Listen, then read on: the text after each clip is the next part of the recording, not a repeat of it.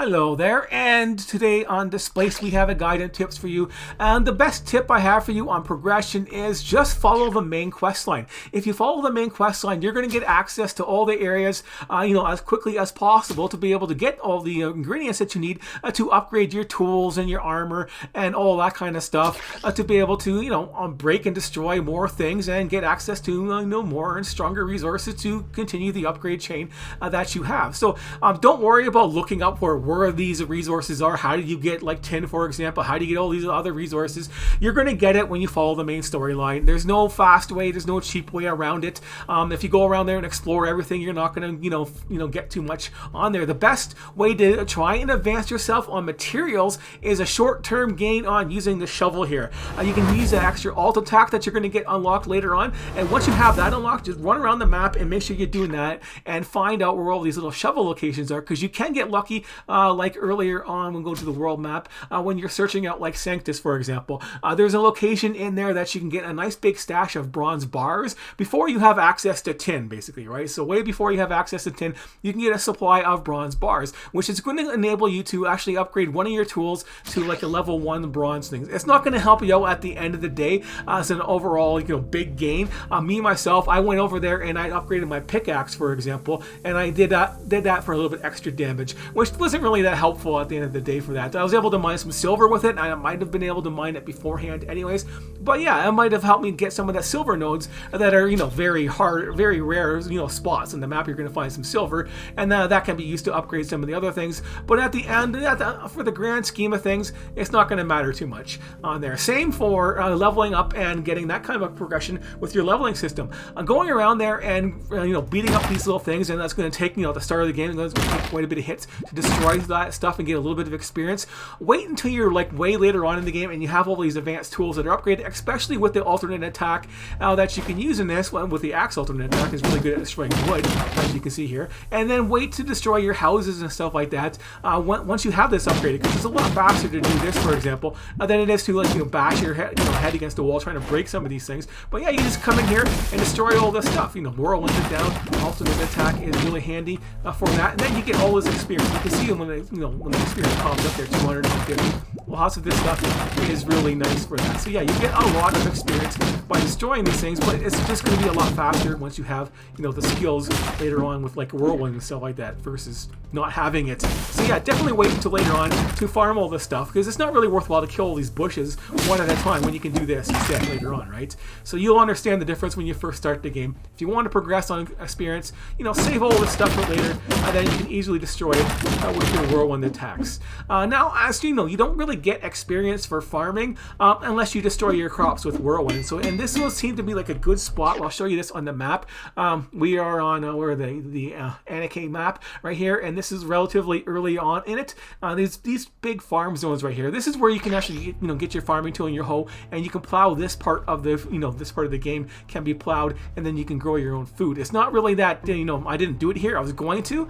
This is a nice big open spot. That's why I want to show it to you. If you're really keen on farming right away, once you get the ability to do so, this might be a good spot. This is also where you get your mount near here too. So that is also handy. But yeah, as we're going on to the farming thing, we'll go to where I actually do have my little farm going on there, and I'll show you what I mean about collecting experience. It's not really going to help you get to that level 999, a little thing that they add in there for fun. But yeah, you harvest something like that, yeah, you get your resources, but you don't get any experience for doing that. But if you use your whirlwind, for example, to farm stuff, that's going to help you out, a lot faster. You get experience for doing it too. It is just 10 experience, I know, but getting 10 for each of them is better than getting none, and it's a lot faster, as you just saw. It's a lot faster to do that for harvesting. That only works for vegetables on that. So everything else that has that little harvest command, you can't do it on, but for vegetables and stuff, you can, and that's going to be really handy for your experience on that. The other thing is with these portals, for example. Once you get these portals unlocked, these fast travel points, do that everywhere. Everywhere you have like, a bridge you can't build, everywhere you have like a barrier you can't get by, anything that's blocked off, there's going to be boulders that you can't destroy in this game yet. You're going to be in an important spot. Put a portal there. Put a portal on every location that you don't have access to, or anything that's going to be relatively new, like a quest area, a quest giver. Especially when I was over here, where is it over here in this orchard? Like this guy over here, you definitely want some some here. You can't do this quest yet. You definitely want to port over there. With this farm stuff that you got to do over here with this farmer that's nearby. Where's this freaking stupid farmer? There he is, way over here, this farmhouse.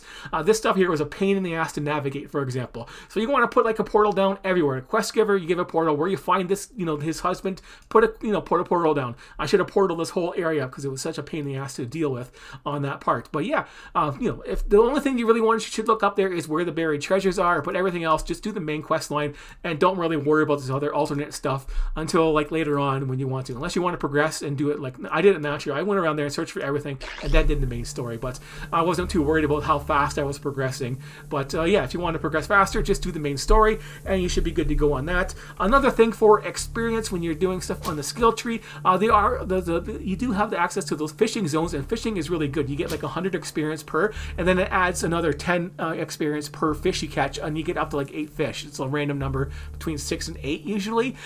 So yeah, if you do have 8 fish, the last fish you catch is going to be worth 180 experience. But wait until you get fishing 3. Do the minimum requirements to get up to fishing level 3 and save your fishing spots until you get this plus 100. Then that plus 10 changes into plus 20, and you get the extra plus 100 experience. So yeah, instead of 100 experience, you get 200. Your next fish is 220, 240, and so on and so forth for your up to 8 fish that you're going to get. So that's going to be a nice big experience gain that you can save for later on. So just little things like that are going to help you out as you try and navigate this and unlock all the different recipes and things like that in this game for yourself. You eventually get most of all this unlocked in time basically. As for your gear, let's go teleport back over to this little town over here. I like to make this as a main base type of thing. As for your gear and collecting resources and stuff like that, for me, I don't know why, but other things like this straw hat, for example, which I thought was really good because it had that extra 25% gathering chance, and then using the trinkets, which you can stack, this extra rocky chance, for example, or later on you get these ones here for just extra gathering chance, 30%, and you stack that up there and you stack it with that. It did nothing for me. Unfortunately, I wasn't getting any extra resources, and I was still not getting any extra resources. So all this stuff right here those things ended up being useless to me because they just weren't working properly. So maybe an update will fix that. Maybe I just got bugged because I tried double stacking something. So it could have been working fine until I tried double stacking my light bulbs, for example, and then that kind of maybe I might have got bugged out. I have no idea what's going on with that, but you can stack these things up there now. As for combat, which is another big factor in this game, you can try and go with evade later on once you get access to these things and stack them up there. The maximum upgrade you can get is plus 3 in this game, but you can have 2 of these things, which adds 30%, which is a pretty big number for your evade, and it does stack up there. And you will eventually find the thief tops and bottoms for yourself or recipes, which add up to like 8% evade on those once they are upgraded. So you get another 16% for that. And I think I had up to 54%. It was pretty nice going on there. And another neat thing while you have all that stuff on there is when you're blocking, like you're sitting around there and you're blocking and you get an evade, it doesn't take any stamina on there. It prioritizes. I can't say that properly. It prioritizes the evade first. So when you sit there and blocking and you get hit, you'll do the evade first, and then you won't lose any stamina. So you're free to go ahead and block as much as possible. But one of the easier ways to do the combat with other guys, for example, and other monsters, is use the sling. You're going to want to use that versus the bow. The bow does a little bit more damage. It's still fully upgraded. It still can't kill a deer in one shot. So what's the point, right? But with these rocks here, they stun the guy. So once you stun the guy, once you stun an enemy, you're locked in combat. But then you can hit shift again and run, get behind them, and then you can backstab them, type of a thing. So daggers are going to be one of the better weapons you're going to want to use later on for that. Once you have access to that kind of stuff and for the combat. So yeah, stun the guys, get behind them, and use the backstab abilities. There is an alternate attack that you're going to want to use, like you saw in that whirlwind. So that is a skill you don't start with, so you're going to have to worry about getting that later on. But it is such a handy skill to have on using it. But for me, I wanted to use these bronze things later on for myself versus the thief stuff because once you get bronze, way later in the game. But yeah, you can just go ahead and use the thief stuff or the other stuff, which doesn't really have much going for it. It's just regular armor basically until you get to this point. But the secondary damage increase, up to 20%, and then another 20% is good, and the attack radius, which is nice to have too. And that's what I'm using for my trinkets, another attack radius. I could stack that up there for another 25%, but the damage is where I want, right? I didn't find the second Telsa coil, or this coil here, for an extra 30% damage for that too. So yeah, having your whirlwind and stuff like that is really good for damage, and that is a good way to take care of mobs. Like, you have lots of those little tiny weak guys, zombie type guys that are running around in this game that you find in these areas. You can run around and gather them all up, and then do a whirlwind and take them out there. The other enemies that are going to cause an issue in this game are going to be the boars. They come in packs and they're really fast. So yeah, the best way to take care of them is just, you know, run around in circles until they're actually near you, and then do the whirlwind again. So whirlwind is, you know, ends up being like a really awesome skill for yourself. And so yeah, you want that secondary damage too for it. But even if you don't have it and you have the whirlwind, you can whirlwind, and it's every little hit that you do with that, it acts like a little mini stun. So you're not getting attacked by them and hit by them. And if you can just keep spamming it, you can spam it a couple times, and that should be enough to kill them as long as you have full stamina. And when you're in combat, your stamina drains, but when you're not in combat, you can do this as much as you want, obviously. So you know, there is that. So that is a good way that I found to take care of them, and you can eventually get backstabs with it too, right? So you can still get backstabs with whirlwind, and you can pass right through them and go around them and start hitting them from behind. So that is, you know, the combat. The boars don't respawn, so I can't show you. The guys don't respawn, so I can't show you because I'm done everything there is in this game right now, so I can't show you the actual combat. But you get the idea. It's not rocket science, but those little things will help you out throughout this game for doing that. And I always like to keep the resources on me, like keep some food on me. Always keep this stuff here, the dust and the marble for yourself, and some rocks, and the potions just in case you need to do stuff later on for yourself and get that done. And as for the other experience and the other things that you can do in this game, for the crafting, for example, is, where's my crafting bench? There you are, over there. So yeah, for that, and for selling stuff to the merchant, go over here and use all this stuff. Like, you can go ahead and make the crude cloth, for example, and you get up your crafting experience. They sell for the same. The leaves and then the cloth, they equal the same. As for the wood for yourself, if you want to actually make a little bit of money, extra money, you can convert all this stuff into wood pieces and then make some wooden buttons, and the wooden buttons sell for more. So you know, you get 3 wooden buttons and they sell for twice as much as what this is, but you only get a little bit for the it doesn't really work too well with the with this right here with the wood. It uses 2 wood to get 3 pieces of wood, and then you use the 3 pieces of wood to get that. So you're still making a little bit of extra profit that way, but not on the wood to scraps conversion for yourself. So you don't really make money on that. So that's why you make more money on the scraps for that. But anyways, yeah, the merchant, you know, that's why you want a portal here. A merchant, when you first find one, their resources change, and then once you get new resources in this game, like I unlock silver, keep coming back every day when he changes, you know, it changes daily. Keep checking, because once you get some silver or a bronze thing, for example, they have the ability to actually be able to sell that to you. So you can end up buying some of these extra resources for yourself, and money isn't really much of an issue. I can go there and sell these carrots, which I'm not going to do. That's not worth it for carrots I just farmed. But selling stuff like this is, you know, it's kind of worthwhile doing. Selling this one here, look at that. I can sell this stack for 450. That's not bad. Selling that stack there for that. I didn't know it was worth that much money getting all this wood. That's pretty good, especially since I have so much too, right? I didn't even notice that before. Look at that, I got almost 3K of that stuff in my stash there. So yeah, a lot of stuff on there. I wonder if a control click work. Nope, control for splitting it. Shift click. Nope, that didn't work. No, I was hoping to get all the resources. Nothing fancy like that for that. But yeah, upgrading the stuff is also one of the priorities you're going to want to do, is upgrade your stash so you can carry all these silly ingredients for yourself and stack it. The other thing you want to do is within, you know, you're eventually going to get into weapon splitting and stuff like that. The main thing, even though it doesn't really work that, you know, properly very well, is take your weapons and your you know, and find out which shaft is going to be better, because you're going to get the ability to do this later on. But as you can see, I can upgrade the wooden handle to maximum level and get that 25% extra gather chance, which doesn't seem to be working very well. So I don't know why I was still doing it, but I'm just hoping it does work. I don't think hoping isn't really a real thing, I guess, in this game yet. But yeah, and then you have this other thing with the hammer. But yeah, they have separate abilities, and then you can recombine them. It doesn't cost you anything, and then when you're in there crafting it, you can see what they are. So, you know, the wooden handle, as you say, is extra gather chance, and you can upgrade that one easier. And then you can upgrade the bronze stuff, like the bronze hammer handle. It gives you extra crit hit, right? So that's not going to help me out when I'm gathering stuff much, is it? No. So that doesn't help. You want the extra. I want the extra gather stuff, even though it doesn't work for, you know, critical chance on the spear. That's a different story, but I want, you know, the dagger, for example. You know, the dagger hilts, for example, is secondary damage on there. But I didn't really get a bronze hilt. I mean, I didn't really get the copper hilt on there. So yeah, I don't, as you can see, I don't really have much for a dagger handle on here, right? So that's the only dagger handle I have, which kind of sucks. So maybe, yeah, if I would have gotten the other there, I could see what the handles are. So it all depends on what you have. I got a dagger here, so I could just go ahead and do that, right? And I'd probably unlock it when I do that. So I probably should have been like paying attention. I didn't find a copper dagger, I don't think. So I need to separate that and a wooden dagger hilt. There we go. So there, that's it. And it's a melee attack speed. So yeah, I don't really care about the melee attack speed too much on that versus what I'm getting with this one. So just you know play with it and see what you can do. So it's just an important thing to remember that once you can split these things, the lower quality handles, you can upgrade them a lot better. You know, a lot more than you can do the other ones. So there you go for that one there. Next, well, other than the just following the storyline and doing the basics, there really isn't really much else going on in this game besides what I've already told you for real tips. The rest of it is basically all common sense stuff. If you can't get somewhere, follow the main quest line until you get access to being able to do that.